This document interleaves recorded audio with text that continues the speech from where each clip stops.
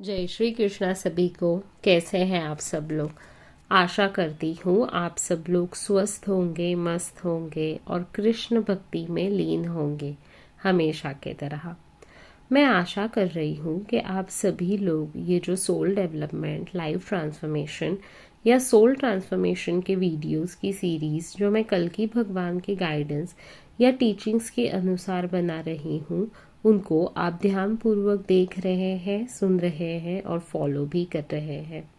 अपने जीवन में उस प्रकार से बदलाव और बर्ताव की कोशिश कर रहे हैं ताकि आप युग परिवर्तन का भाग बन सके, सतयुग के सुनहरे जीवन का भाग बनने के लिए खुद को तैयार कर सके।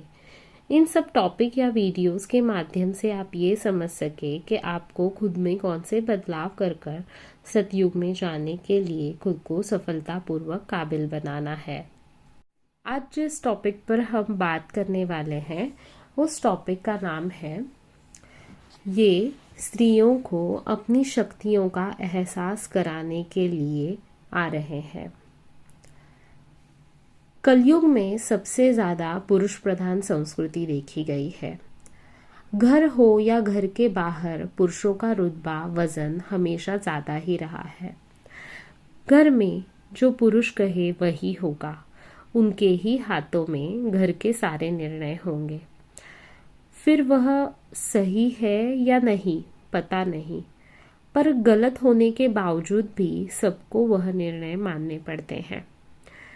पैसों का व्यवहार हो, घर या बाहर का खर्चा, निजी खर्चों के हिसाब किताब, उसके पैसे सब पुरुषों के ही हाथ में है। अगर कुछ चाहिए तो स्त्रियों को हमेशा पुरुषों से ही मांगना पड़ता था। अपने मन से, इच्छा से, पसंद से कुछ भी करने की या खर्च करने की अनुमति नहीं मिलती थी। सभी बातों पे, चीज़ों पे अंकुश लगाया जाता था। इन सब बातों से पुरुषी अहंकार को बढ़ावा मिलता था, जो राक्षसी वृत्ति को बढ़ावा देता है, जो दूसरों पर या कमजोरों पर अपना राक्षसी दबाव बना के रखना चाहता है। इस मानसिकता को बढ़ावा देता है। घर के काम केवल औरतें ही करेंगी, बच्चों को केवल औरतें ही संभालेंगी, खाना केवल औरतें ही पकाएंगी, घर साफ सुथरा रखना, सुशोभित करना यह केवल स्त्रियों के ही काम है। और बाहर जाके पैसा कमाना, पैसा मनचाहा खर्च करना, महत्वपूर्ण निर्णय लेना, मनमानी करना यह पुरुषों के काम है। इस प्रकार का सामाजिक, आर्थिक, मानसिक, भावनिक, पारिवारिक विषमताओं को बढ़ाने वाला विभाजन जानबूझ के किया गया, क्योंकि राक्षसी प्रवृत्तियों या डेविल एक्शंस को बढ़ाया जा सके। क्रोध, अहंकार, उत्पीड़न, श्रेष्ठता या सुपीरियॉरिटी की भावनाओं को बढ़ावा मिल सके और स्त्रियां अपने आप को कमजोर, वीक, शोषित, पीड़ित, इन्फीरियर समझने लगे।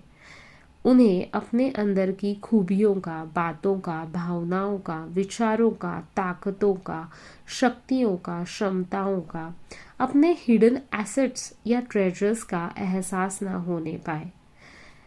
इन बातों के लिए स्त्रियों को केवल दबा के रखा गया।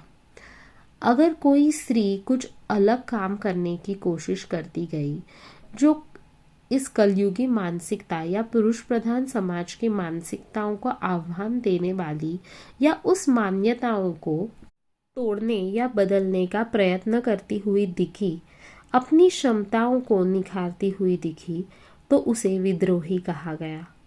जो सामाजिक मान्यताओं को बदल रही है, उनके खिलाफ हो रही है, ऐसी उसकी छवि या इमेज बनाने की कोशिश की गई।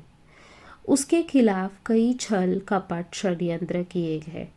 वह आगे कैसे ना जा पाए, उसे कामयाबी कैसे ना मिल पाए, इसलिए मानसिक, भावनिक, आर्थिक भिन्न भिन्न रूपों से उसे प्रताड़ित करने की कोशिश की गई, जिनसे वह अपना यह प्रयास छोड़ दे और गलत, पुरानी सामाजिक मान्यताओं को ही अपना मान ले और उसी प्रकार से शोषित, पीड़ित, प्रताड़ित जीवन जिए और यह कार्य करने में पुरुषी राक्षसों को कई राक्षसी महिलाओं ने भी मदद करती रही है।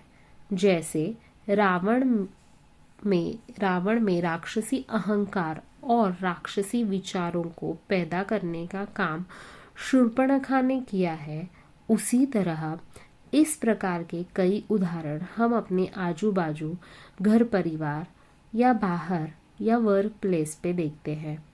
शूर्पणखा जैसी राक्षसी प्रवृत्ति वाली महिलाएं माँ सीता जैसी सात्विक स्त्रियों के शोषण प्रताड़ना में कई प्रकार से अपना गलत कार्य करती है। पर अब सालों से, युगों से, वर्षों से यह जो स्त्री को उपभोगी और यूज करने वाली वस्तु की तरह जो इस्तेमाल किया जा रहा है, यह सब बदलने वाला है। यह मानसिकता बदलने वाली है। आदिकाल से स्त्री एक शक्ति ही रही है।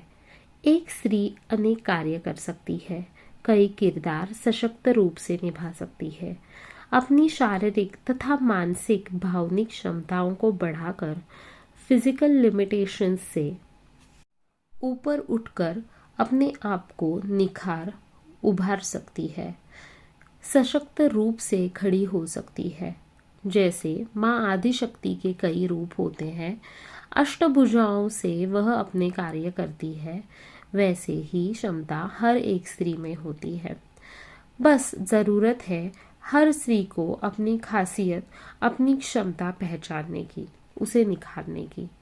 जिस प्रकार से आज तक स्त्रियों का केवल जरूरतों के लिए इस्तेमाल किया गया, पर उन्हें उचित मान सम्मान, प्रशंसा, गौरव का स्थान प्रदान नहीं किया गया, उससे आज की स्त्री दुखी, पीड़ित, क्रोधित है, जिससे वह जिंदगी भर ईमानदारी से अपने सभी किरदार निभाती रही।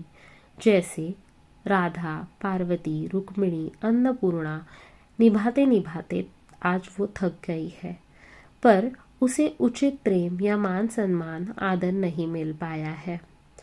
जो सम्मान भगवान शिव ने माता पार्वती को दिया, अर्धनारीश्वर का रूप दिखाकर या दुनिया को समझाकर कि स्त्री पुरुष समान है, शिव ही पार्वती है और पार्वती ही शिव है, जिससे वह माँ महाकाली बनने पर मजबूर हो गई है। पर माँ पार्वती माँ महाकाली बनती है तो वह अपने साथ विनाश लेके आती है, जो सृष्टि के लिए हानिकारक होता है।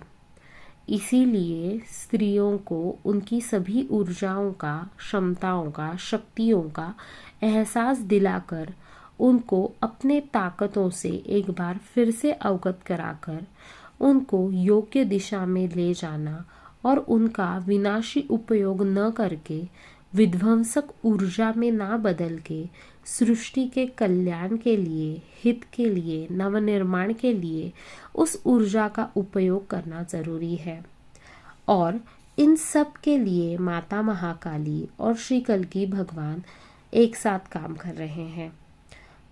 काली और कृष्णा एक साथ काम कर रहे हैं, काली कृष्णा बनकर, जो स्त्रियों को अपने छुपे हुए अस्तित्व का योग्य एहसास कराएंगे, उनमें नव चैतन्य की ऊर्जा निर्माण करेगी और अपनी क्षमताओं और विविध गुणों को जागृत करेंगी, जो आगे जाकर सतयुग के निर्माण में महत्वपूर्ण योगदान दे सके, स्त्री पुरुष समानता का योग्य उदाहरण दे सके।